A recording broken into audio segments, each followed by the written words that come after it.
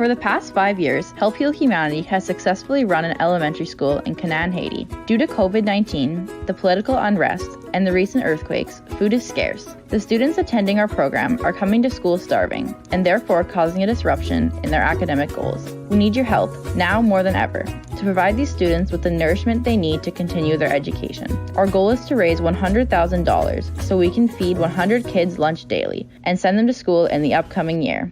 Thank you for your support.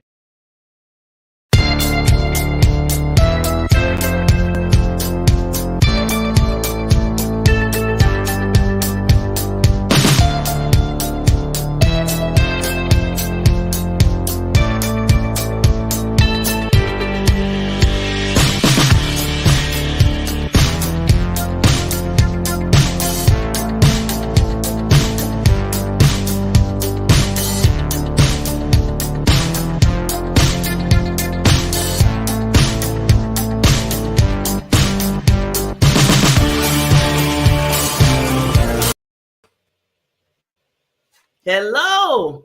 Hello, Barbara. How are you? Good.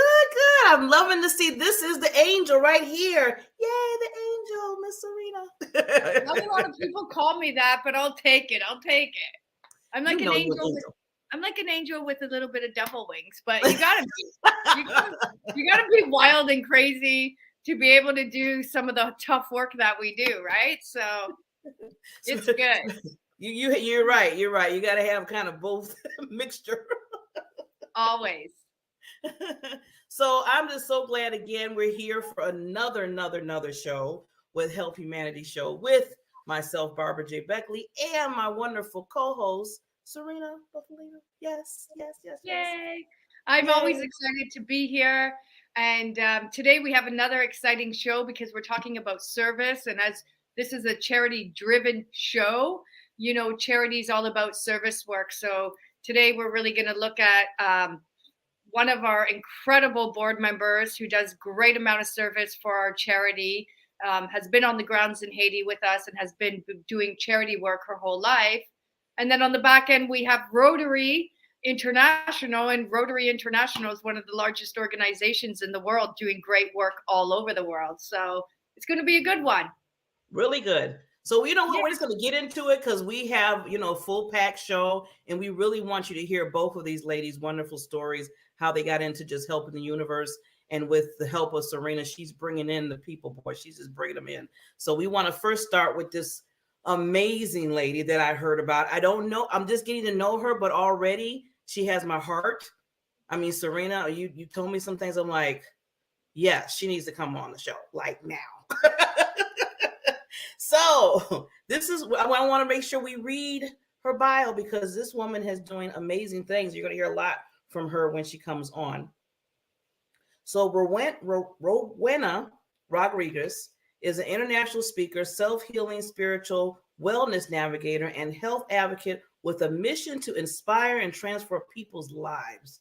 With over 20 plus years of health promotion, stakeholder, and community engagement experience, her passion for community service and authenticness connection is what drives her.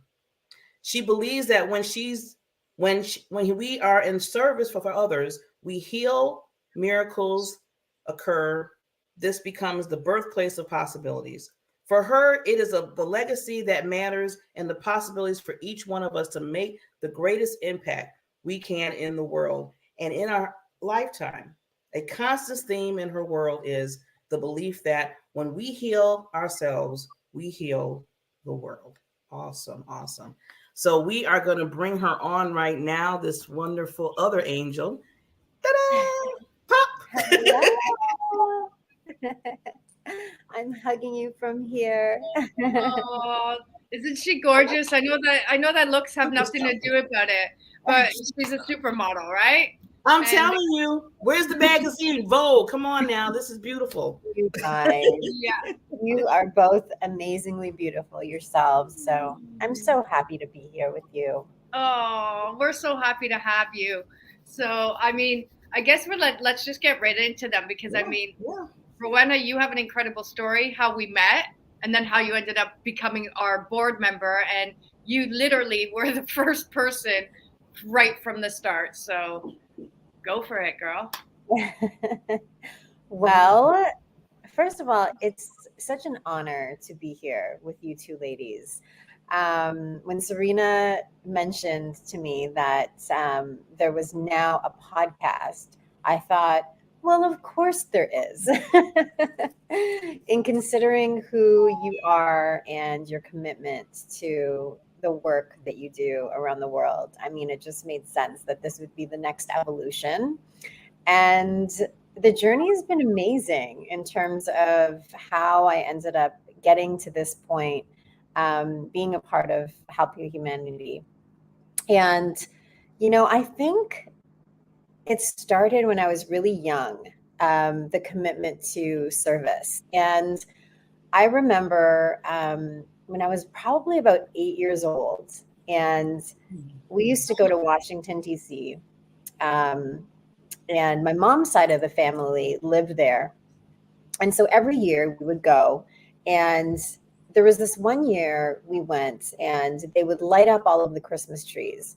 And I remember taking a little walk, and I had just gotten a few dollars in my pocket from Christmas. And I saw this old man who was completely disheveled. And he was lying up against this tall oak tree. And he was obviously homeless, and he didn't have any shoes, and he obviously didn't have a home. And I remember going to my mom and running to her and asking her why he didn't have a house and why he didn't have shoes and why he was so disheveled looking. And she had explained to me that he was homeless. And I think there was something that happened when I was a young girl that really shifted my perspective and had me really look at the world in a different way. And so I remember just like running to this man and giving him whatever I had out of my pockets and going to the vendor that was there to get him like a pretzel or something like that. And I think that really started my consciousness in terms of being more aware of what was happening in the world. And then throughout that time, I spent, like you said, about close to 20 years in the public health sector, switched over to the nonprofit sector where I worked there developing policies for ministers and different nonprofit organizations, and really just fell in love with giving back, fell in love with the opportunity to be able to be of service. And, I think that it's why we're here. I think that there is a world out there that is, I don't want to say broken, but it's in need of people to be more aware and to be conscious individuals. Because at the end of the day, I've always believed that human life has meaning only to the degree as it is lived in the service of humanity. I truly, truly believe that. And so my journey with Help Heal Humanity came across because at the time I was doing some consulting work, and it ended up landing on my desk. And as I started learning about this amazing organization and the work that was being done in Haiti, I literally, and when I say literally fell in love, I fell in love with the work. And as I was, putting together all of the necessary documents to register the organization as a charity, I remember calling Serena and I was like, I have to go. Like, for me to be a part of this and to really truly understand what this really looks like, I really needed to feel it. I needed to see it. And I will tell you that it was one of the most life-changing experiences of my life. And so I call Serena and I'm putting, the paperwork together. And I was like, so I'm going to come to Haiti. And she's like, what? And literally that's what happened. I think it was like a few days later or something like that, if you remember. It was. I'm going to jump in for a minute. It was absolutely crazy because, again, she was the lawyer that was, or the consultant that was helping to get our charity registered. Right. And as she was helping with the registration papers, she kept saying she wanted to get involved. And I was like, listen, just hurry up and do our registration papers, Right. and we'll talk, right? And Yeah. she literally got our registration papers in. And as she said, she called me and she's like, I want to be involved. I want to come to Haiti. I don't mean to be rude, but a lot of people say that, right? And a lot of people don't carry on or carry through, especially when it's Haiti. You're like, I remember even my first time going to Haiti, there was like some big prep involved. She did no prep. She did nothing. She literally jumped on the plane and flew to Haiti and just showed up. And when I was like absolutely shocked, because like that's a bravery, that's a courage, that's like the next level, which is like, again, so for her to have done that, like that's kind of unseen and unheard of. Like just like that, just trust in me, trust in the process, jump on a plane, and again, no prep, no nothing. I was like, what the hell, you mean you're coming tomorrow? Like, you know, and she showed up. And I'll tell you, like, I'll let her talk about her experience, but that just goes to show how committed, how courageous, how fierce, how compassionate that this woman is. You know what I mean? Like, I've been having people tell me they're going to come to Haiti for 12 years now, and they haven't came, right? So go ahead. Go ahead, Rowena, and, you know, talk about what happened when you came down to Haiti. Yeah. Well, before she goes with the story, I just want to say, you said she had no prep. She had prep. Think about it. From 8 years old, she already, that heart of gold was there. And she just is that old, and she just said, you know, I have to do this. So that was the preparation. When you really think about it, your eyes were open because you said that this world needs help and I want to be the one to do it. So, lady, that's just amazing. I love you for that. That's awesome. Now you can finish the story. Thank you. Well, you know, I appreciate that. And it's, you know, it's amazing. Before going to Haiti, actually, I've done a number of mission trips in Siberia, in Tanzania, just about a kilometer away from the Burundi border, and in Indonesia. And, you know, I've always been, bless you. Sorry.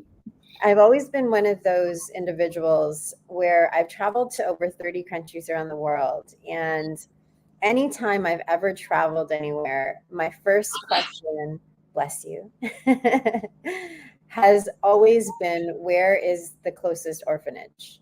And I made a commitment years ago that I was going to be a mother to many, and that mothering doesn't necessarily have to be biologically mothering. Some people can't. I know that I've struggled with that myself. And so I really was committed to the opportunity to reframing and recreating what mothering actually looks like. And so to me, it was being able to go to these different orphanages and meet with the children. And it has absolutely shifted my life in terms of being able to experience that other side of things and the other side of the world, because there's children that need love, you know? And so I touched down in Haiti. Now we're in Haiti. And to be honest with you, I had no idea what to expect. I did no research. The only thing I really knew was that there was an earthquake that happened, that there were Serena students that were so compelled to create this organization alongside her, that they were truly the catalyst of this organization, and that their passion truly led to this coming into fruition. That's really all I knew. And that they were selling patties at lunchtime and, like, you know, trying to raise as much money as they could in order for this to actually happen. So I get there, and, you know, the first day going to the school, you are driving through what is literally just one road, and there's no stop signs. Like, it's literally a dirt road. And the first thing you see are just tented structures, and, you know, kids that have no shoes, and you can tell that they're living in areas where they've been displaced. And one of the things that was so moving for me was, and I've noticed this in all of the places I've traveled to, regardless of what they have or what they don't have, you can see a smile from miles away. And it teaches us, when you get to experience this type of work, how important gratitude is, how important being able to really look at your life as the treasure, as the gift, and then say to yourself, how can I be used? You know, Oprah talks about that all the time. She talks about how we are the vehicle, and it truly is that way. And so I remember going into the school, and I was like, okay, what do we need to do? Like, what are we doing? And so she starts sharing with me, Serena, that we're likely going to do a feeding program, which was amazing. And it was incredible to see how the community worked together, you know, being able to connect with some of the mothers who cook and having them be a part of it. And, you know, being able to feed all of the kids that were there. I know that at the time there was 111 students while we were there, and they just literally like swarmed us as soon as we came, which was the most endearing thing in the world. And they just want to be with us. You know, they wanted to just be close to us, and they were holding our hands and they were hugging us, and they were, oh, it was just the best thing in the world. Go ahead, Serena. We can't hear you, honey. He's on mute. I remember, like, it was so hot. Like, it's so hot so up there. And so every once in a while, and like you have kids smothering you, and like families, and like all the hot things Right. are cooking. And so a couple times we would go sit in the car for like a 2-minute Yeah. break and like have a drink. And I'm telling you, the kids would jump on the car because Yeah. they were just they just loved Rowena. And the thing was, you know, I go up there all the time. And so for me, you know, there's not a lot of money and I'm used to it. So I just bring them crackers or whatnot. But you remember you were bringing them pastries, and you were bringing them, and they thought that she was the most incredible woman in the world. Like, who is this woman? She's bringing us special desserts. She's paying attention to us. You know, she's hugging us. She's playing with us. She's putting clothes on them. Like, you, and as soon as you said orphanage, it brought me right back to where we were, because I mean, it would be like late at night and I'm like, come on, Rowena, I'm starving, or come on, we got to get back. We got like a 3-hour ride. And there is at no point where she doesn't have 1 or 2 kids that she's constantly, you know, hugging and just showing like complete love. So yeah, I remember that trip so much because she was such a light. And then, you know, our school area, but because, you know, we built a beautiful school. What about going to Cité Soleil? Oh my gosh. Uh-oh. So Soleil, that was really a shock for me, because the way that it's laid out, I mean, Haiti and so many other countries are so corrupt in nature that you literally have to negotiate with the gang members in order to do a feeding program. So in order to feed the community, you have to pay them to come into the city and to get a tour. And it was just really shocking for me. However, we ended up doing an amazing feeding program. We fed hundreds of kids that were in the slums there. And that was just the most incredible experience for me, being able to truly get a sense as to, when they say Cité Soleil is one of the toughest areas around the world, like they're not kidding. It really is. And you know, to know that there are children that are living in these types of conditions is really heartbreaking. However, you know, the question then remains, when you see what you see, what are you willing to do then? And that in itself, being able to see not only the corruption, but to see the poverty, to see that there are kids that are only literally having a hot meal twice a year, like with rice and peas and, you know, maybe a couple pieces of chicken or something like that, that's the reality. And yet they're still smiling and they're still happy and they're still joyful.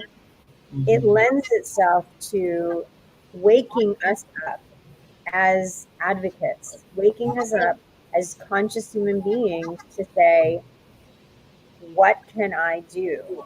How can I get involved? How can I serve? And so I remember that day like it was yesterday. And I oftentimes like repost the same pictures over and over again because it just holds such a special place in my heart. And then there was another experience that we had where we got to go to the Mother Teresa Home for the Dying, which is also known as the Malnutrition Clinic. And that was something I really wanted to do. I was telling Serena when I was there, I was like, if there's one thing that I really, really want to do, please like go. And if I have time for just a quick story about that, I remember walking into, you know, the Mother Teresa Home for the Dying, and we walk in, and there's a room filled with women, and each of these women have a bracelet on that basically indicates the stage as to where they are in their like journey of their health. And so Black represented death, like they were maybe, you know, just days away from passing. And I remember walking into the room, and you know, they all know Serena, so all of the other women were, you know, around her, and they were, you know, dancing with her and things like that. And there was this one woman that was sitting just along the corner on the end, and I found out later that she was dying of HIV, tuberculosis, leprosy, and for whatever reason, my spirit was just so called to her. And I thought to myself, you know, imagine lying in a hospital like this, knowing that you have are days away from death, and you're all alone, what that would feel like, you know? And so I remember laying with her and putting like our garb on and everything for protection, and just looking at her and saying over and over again, I love you, I love you, I love you, I love you. And, you know, I just thought, if nothing else, at least she knew that she was loved. And at the end of the day, I truly believe that that's all we all want, you know, is to feel loved, is to be seen, is to be acknowledged. Each one of those kids, that's all they want, is to know that they are loved. And so this organization, the work that we are doing with Help Heal Humanity, this is a movement. It is waking up the consciousness of humanity to say, what will you do now that you know?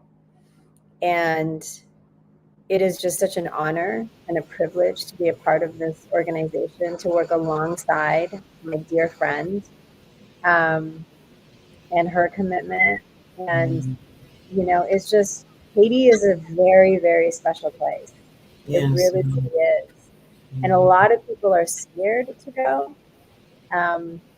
You know, it isn't the safest place, that's for sure. But the people there are just so very special. And we have amazing kids that are now our kids. I like to think that they're our kids. They are. Yeah.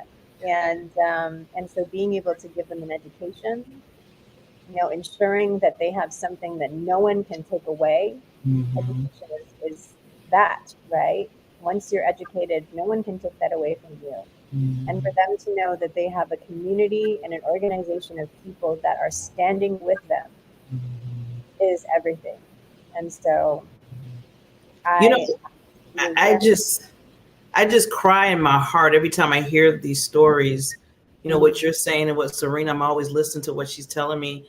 And it makes, when you think about it, what we deal with in the United States, you know, like, oh, I got a headache, I got a stomach, you know, I be hearing this stuff. It just makes it, just minimizes it even more when I hear what you're doing. Cause I'm like, really? I mean, you know, I had to ask myself a lot of times and say, Barbara, really? You got Serena and you got this wonderful angel here doing stuff, going to Hades, like you said, it's not all the way safe. And then you got these wonderful children running up to you with smiles on their face through everything they're going through. And I'm over here sitting back in the United States talking about I got a headache. No, you know, it's just, you know, and people probably like, well, I do have it. I mean, we all have our issues and our challenges in life. And Rowena, I don't know if you want to share a little bit. I know we got just a little bit of time. And if this is up to you, if you don't, because I understand, I want to appreciate, you know, respect your story of you. But you're looking at a woman right now that is going beyond the call, and she's dealing with some things too. And it's much bigger than just a headache. So I just want people to know that, because that's powerful right there. That's powerful right there. Thank you. Yeah, health has definitely been something that I've struggled with my whole life. I had seizures when I was 7 until I was about 12, and then rheumatoid arthritis at 15, and then lupus at 19. And then I created remission for myself about 6 years ago with lupus. And so I've been in remission from that. And then 2 years ago, I was diagnosed with cancer, which is why I'm here in California. Actually, I've been doing alternative treatment, and ended up finding out that it went from stage 1 to stage 4. And so I just finished treatment about 2 months ago. And I'm waiting to do a PET scan on May 10th. And so, you know, regardless of all of these health situations that I'm dealing with, I've always been of the belief that, you know, I would never allow my circumstances to define me, and that we are here for so much more. At the end of the day, it can always be worse. It can always be worse. And I am here for a purpose. And so, you know, every single day is a gift, and to be able to to be able to use my life every moment that I'm able to breathe, I'm able to move, I'm able to use my hands, my heart, my eyes, my mouth to speak. I know that I've done well. And so my mission is to really redefine the face of illness and circumstance to one of possibility, so people are free. And that goes for everybody. You know, there's a lot of kids that are in Haiti that are dealing with a lot of health issues as well. And so to give them and to remind them that they are not their circumstances, that they are so much bigger than whatever circumstance they've been given. I'm reminded that I'm doing what I'm called to do. So, yeah. Rowena, I want to, before we let you go, I hate to let you go. I'm sitting almost crying. I need some tissues, Serena. But before we do that, I know it's like, oh my God. We want to, usually, you know, with our guests, we want to give you at least 30 seconds to do any like last words that you want to give to the audience that's watching. And then we'll come back up, and then we'll, you know, close out, and how they can, you know, contact you, and want to bring you on again, basically. So I'm going to take myself down to Serena and just, you know, just speak your heart and what you want to say. Okay. Sounds good. Wow. Well, it is truly a gift to be here and to experience and to be a part of Help Heal Humanity. Has been such a gift to me. And one of the things that I've always believed is that, you know, there's a saying by Albert Einstein that says, only a life lived in the service to others is worth living. And I truly, truly do believe that we are called to something greater, that we have been gifted life. And so because of that, it calls us forward to do more, to be an advocate for love, to do what we must when given the opportunity to be able to serve. And there's a whole world out there where there are people that are looking and seeking love. And all it takes is for us to make that decision and to say, I will be the one. It will be me. And so my request to each one of you is to find whatever it is that calls you and to step in that direction, to move forward into the direction that has you use your life to its fullest potential. And I'm just so grateful for the opportunity to be able to be a part of this organization, to be able to love beyond measure. And I just really am so grateful. I can't wait to see what we're going to do next as we continue to evolve and expand. And I love you both. And I'm so grateful. I love you like so much. I mean, because of your current circumstances, we don't get to talk very much. And every time I talk to her, she puts me to tears because she is such a beautiful soul, and everything that she has been going through, she keeps messaging me. I keep thinking about the kids in Haiti, and I keep thinking about you. And it's like, this girl has so much on her plate, and still her heart is committed to service and to the kids. And honestly, I love you so much. I'm so grateful that I met you, that because of you, we got a charity, and that you are so courageous and so fearless that you came down to Haiti with me, and that we've had this experience of growing this charity together. And I can't wait for you to come back home. And I love you, and I miss you. And awesome. So just want to let everybody know, please reach out to this wonderful gift that God gave us, Rowena. I'm trying to make sure I get your name right because I've been struggling, but I just want to call you the gift of life because you have really gave gifts to us in this life and continues in showing us that we need to, no matter what, still persevere through what we're dealing with so we can reach others and help them. And that's what you're an example of that. You're the epitome of that. And I'm honored just to meet you and be in your presence right now. So thank you so much for just being that gift in our lives.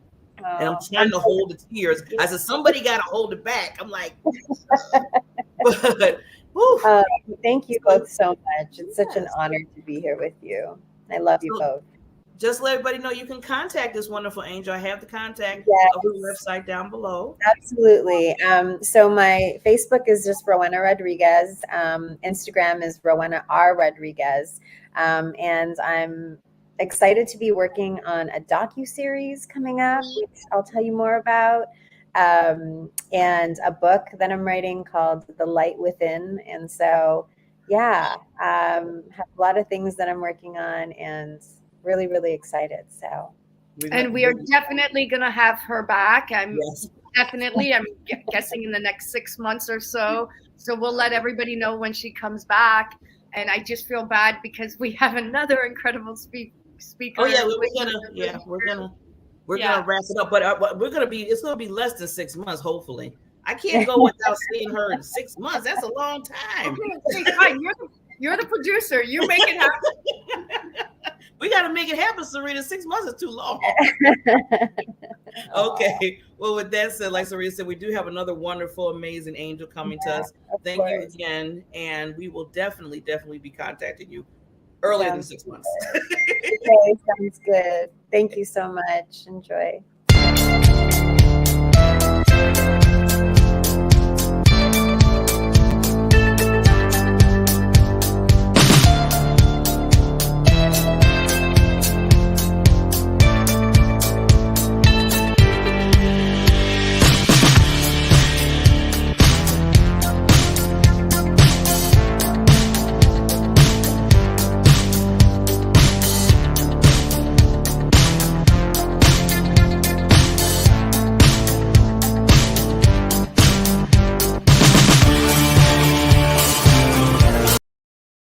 My name is Serena Buffalino. I am the founder of Help Heal Humanity.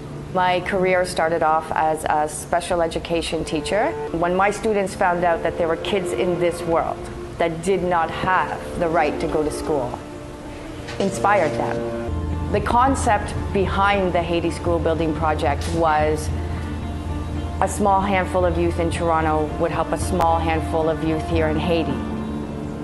The Haiti School Building Project finally opened up last year, September 2018. It has successfully been running for 7 months now, and what I have seen is nothing shy of beautiful. One person with the support of others can literally transform the planet.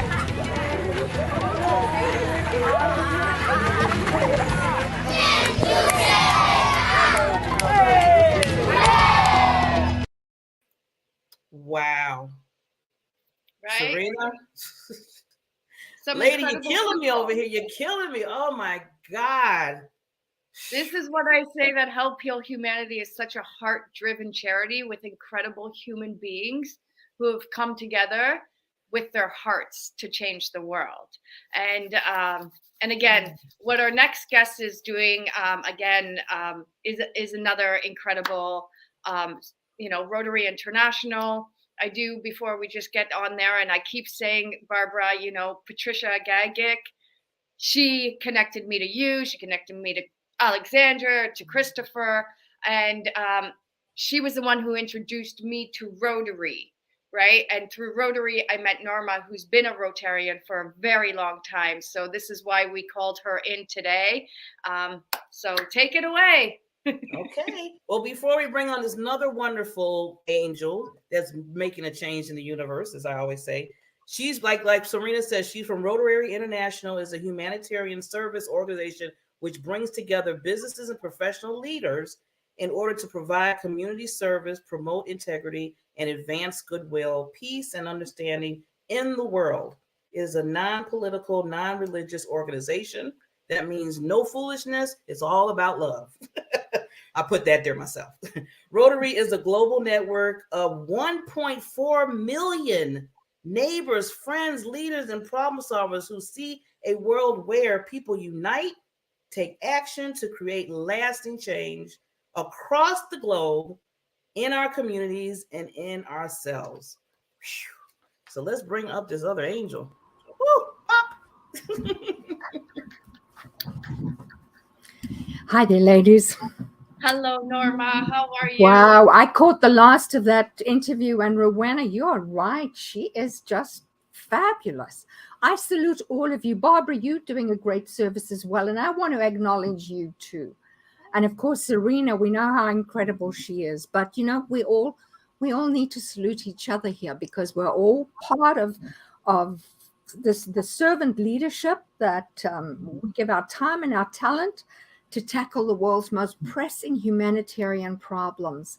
And you've been talking about certain ones, but there are so many needs. Just recently, I was doing a presentation, and I talked about the challenge of our time, and this is what the challenge of our time is. It's find a need and fill it. Simple. It's a challenge for all of us. Just find a need and fill it.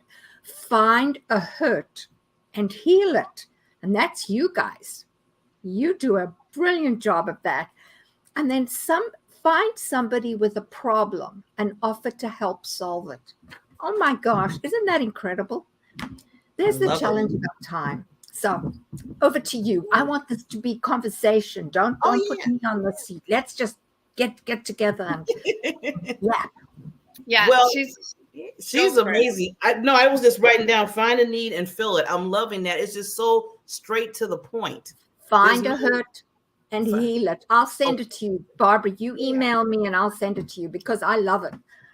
I'm full of things like that.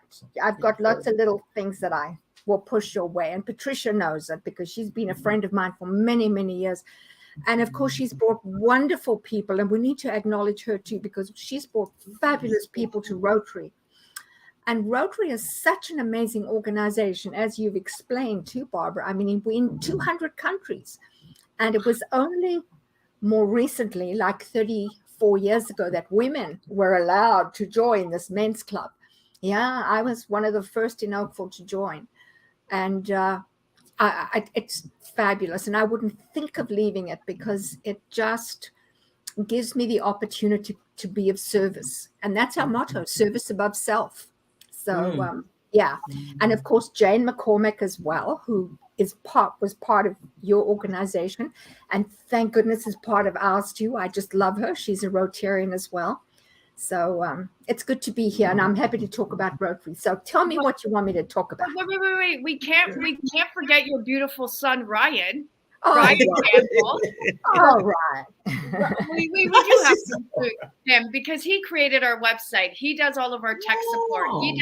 He is in charge of like our PayPal and all of that stuff. And that was I'm glad he can be of service, and he's got a good heart. Yeah. It's a big service.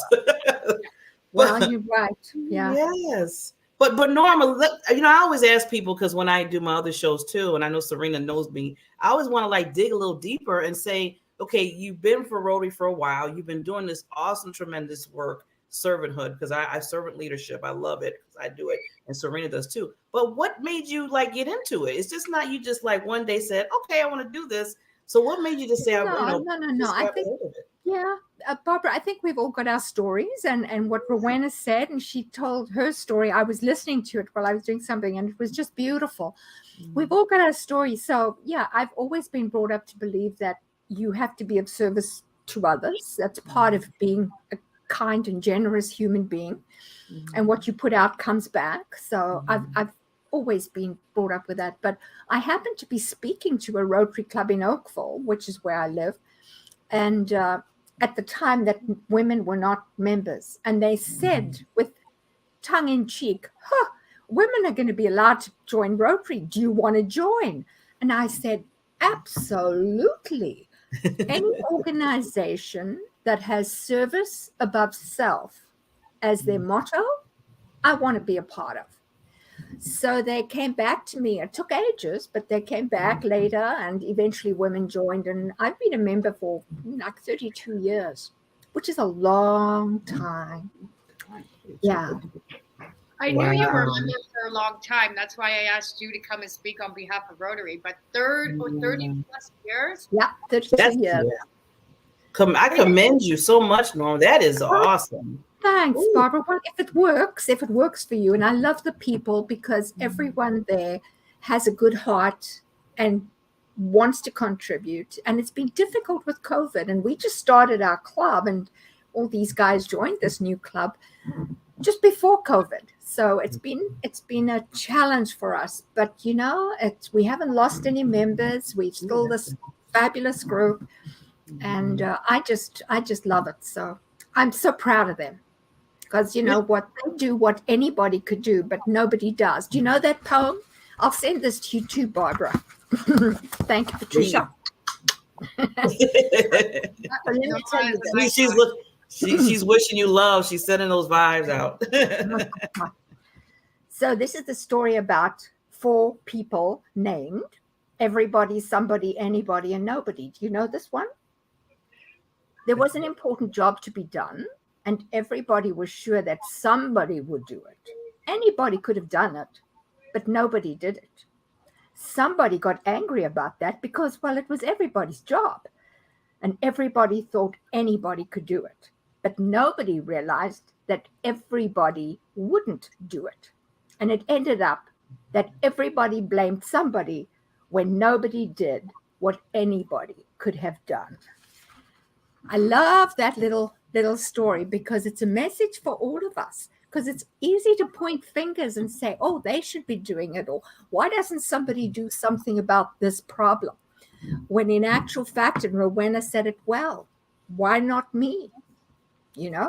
Stand up and be counted. So yeah. And you guys do it well. Send me that home too. I was like, can I get it too? I will, of course. Yeah, absolutely. I've got a few of them that I can send you. Yeah, that's awesome. I did want to ask you, Norma, because I know at one point you even started your own charity, but you have been in Rotary for so long and in charity for so long. So in your, 30 plus years of doing this kind of work, can you tell us some of the cool, interesting things that you've done, like where you've gone, what you've been a part of? Because I believe it's so much. Well, thanks, Serena. And I mean, I started out as a humble school teacher, like many people do, and then eventually got into speaking. So then I was a professional speaker for many years, and that was back in the 80s when it wasn't a profession you could join unless you knew the back door, and that was wonderful. I mean, I spoke on cruise lines, the QE2. I did a world cruise on the QE2 speaking, and it was a wonderful profession. And that allowed me to do training as well, which is why I have these slew of poems. So any other poems you want, I got them. I got little one-liners. That was how I delivered my messages in many ways. But what's interesting is I've changed professions so many times, and you're right, Serena, I do have a not-for-profit. And I've still got that not-for-profit, and it has charitable status, which, as you know, is difficult to get. And I keep it because I see the need, and the need that I would like to fill with the not-for-profit and the charity is affordable housing, because I see that as a huge problem and growing, as you know, if you read the newspapers and you hear about the ridiculous prices of real estate and the fact that we're going to have more people who are finding it difficult to even rent, never mind own a home. And I happen to believe that it is a human right. We should be able to live on this earth and have shelter and provide shelter for each other. So affordable housing, especially for women and older women, has been a major challenge for me. And hopefully we're going to solve it through Rotary as well, because Rotary is a great partner and collaborator on many things, as you know, because you know this week is Polio Awareness Week, because Rotary took on polio. And that happened in a club, just like we have clubs, Serena, and somebody in a club in the Philippines. He was a doctor, and he was a Rotarian, and he stood up in the club and he said, "Hey guys, you know how we do projects? And Barbara, we do projects locally and we do projects globally. So one is community service and one is international service." And he said, "You know how we do all of these projects?" He said, "What about us doing one at home? I'm seeing all these kids outside and they're suffering from polio. Their bodies have been maimed and many of them are paralyzed. What about us? You know, just a small little vaccine can make a difference."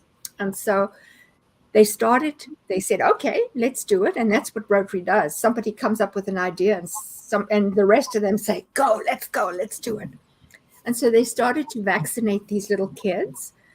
And then more people heard about it. And then they went out on Saturdays, and then they went out on Sundays. And then they had to get the local nursing home. When I say nursing home, the home where nurses stayed, who were being trained as nurses. And they came out to help. And eventually they vaccinated pretty well all the kids in the Philippines. And it was well known. This is an amazing accomplishment by Rotary and Rotarians. And then they took it on as a global project. And now we've gone out, and of course with the WHO organization, with the World Health Organization, with UNICEF, with a lot of other groups, we go door to door to give these kids their vaccines. So vaccinations are so incredible to bring polio, and it'll only be the second ever disease eradicated, smallpox being the first. And we are so close. It's mainly in Pakistan and Afghanistan that we have endemic proportion of polio. But we're getting close to cleaning it up. So anyway, so how did I get onto that? You were asking me about me. Thank you. And I managed to put it into, there's a good. No, that's good. We like to hear that. We need to hear that. Well, it's one of the main things Rotary's known for a tremendous amount of stuff. But for Rotary to be able to, you know, be the people and the communities that took away polio in the world, I mean, that is a massive accomplishment.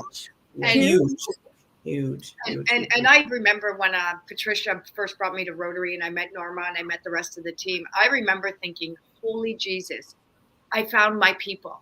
because I've always been a giver and a lover, right? And I've always been charity, like service-based, right? Yeah.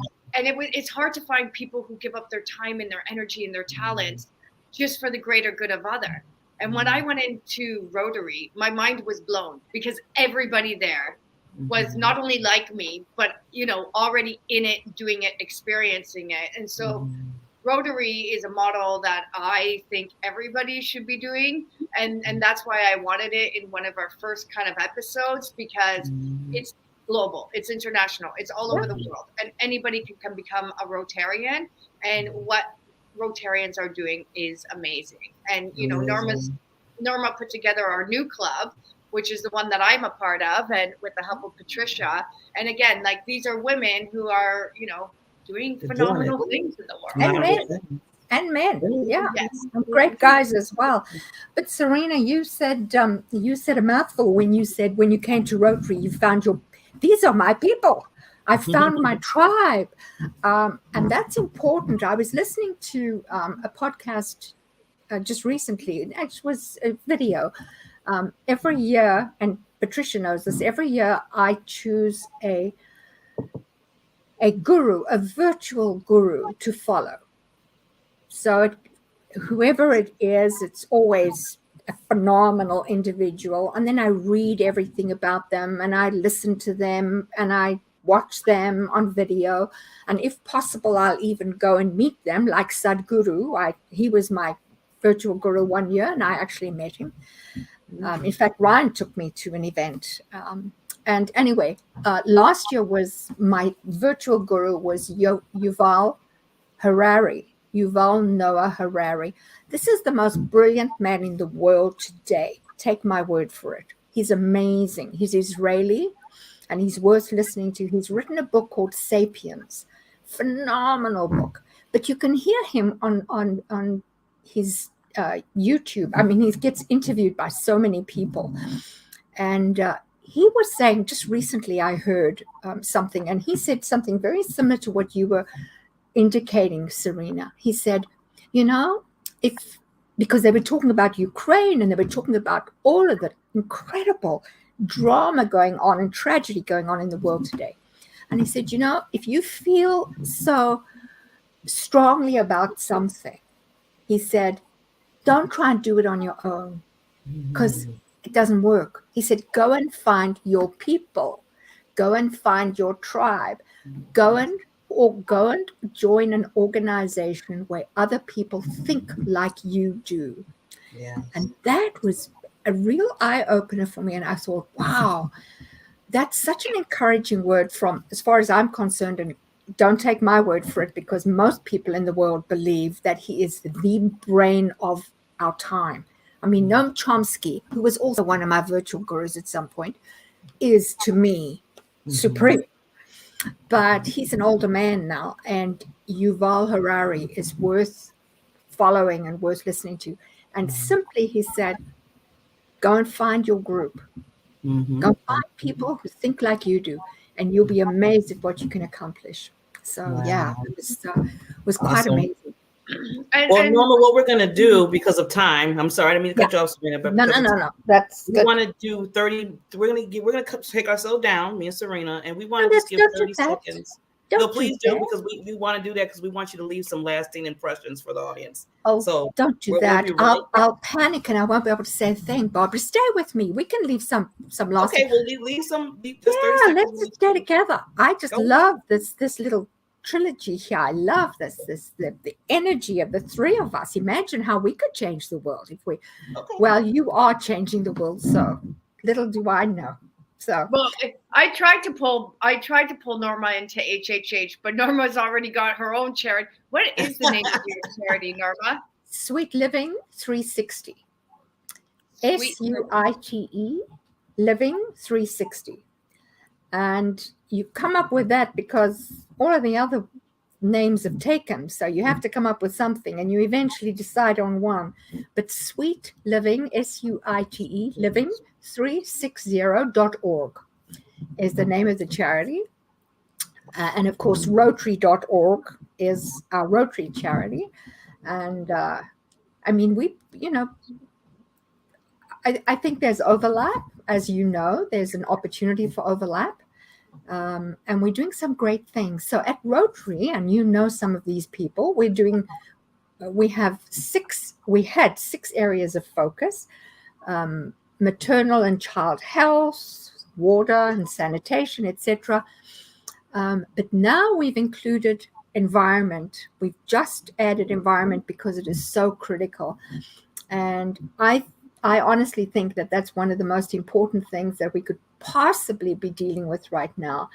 And you know, Serena, from seeing the devastation that hit Haiti with the earthquake and the subsequent suffering as a result of that, what can happen to a country, and a country that could ill afford any more drama. I mean, they had enough.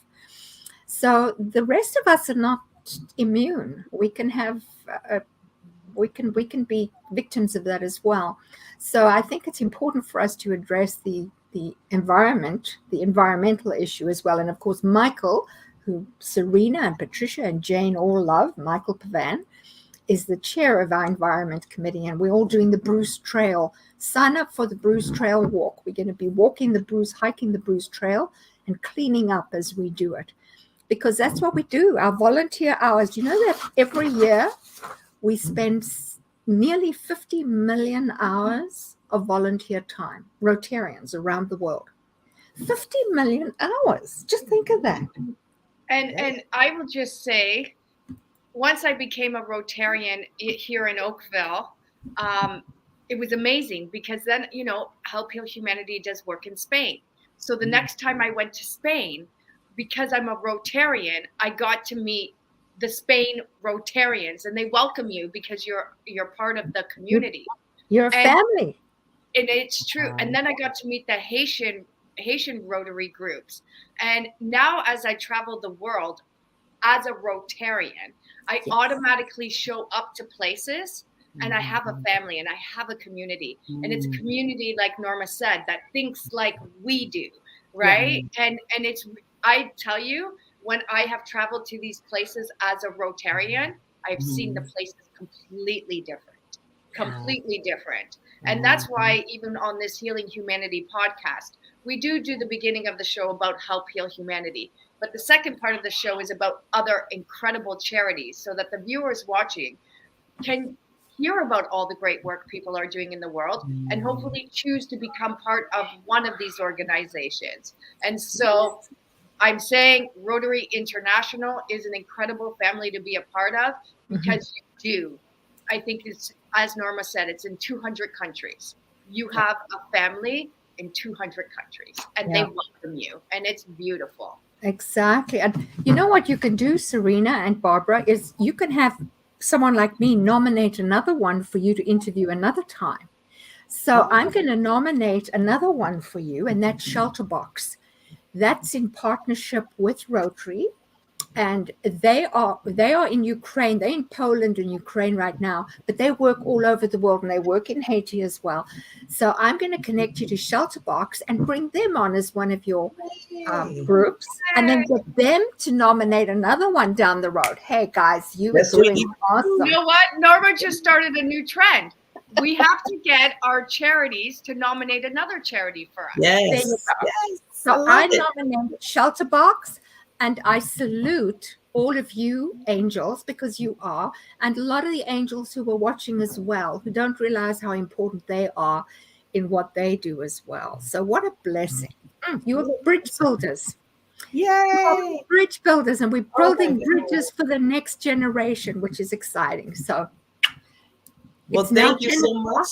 Yeah, so we're gonna close it down, and we just want to let you know, Norma, thank you so much for coming on and bringing on more people like you on the show. So Serena, we will see everybody next Thursday, 9:00 Eastern time, 8:00 Central time. I just want to make sure people get the time right, because they think it's morning. I'm like, well, some places it is morning, but our show is at night.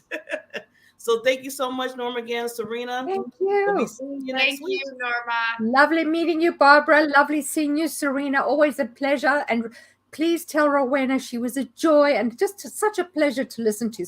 So thank you. Good night, all. Raise your hand if you've ever been busy. Raise your hand if you've ever got tired and feel like you just need a couple days off. Most people would have both hands up right now. That's our world, fast-paced and income-driven. That's why we get caught up in our own lives so often, and that's why it's understandable when most people don't focus on worries that aren't their own. So what makes someone become a humanitarian? Someone whose whole life focuses on the welfare of other humans. When you go back and you see kids that were living on the streets, kids had no structure, they had no routine, people who had nothing, they didn't have meals. When you see that all of a sudden they're waking up, they have structure, they have something to do, they have a meal in their belly, their life changes completely. They, like I said, their self-esteem changes, their self-worth, their ability to know who they are in the world and what they have the potential of becoming. You know, to give that hope, to give that dream, and then to watch people actually use that to do good for themselves and others it's amazing. It becomes an addiction. And with Serena's help, we'll find the meaning of life to a humanitarian.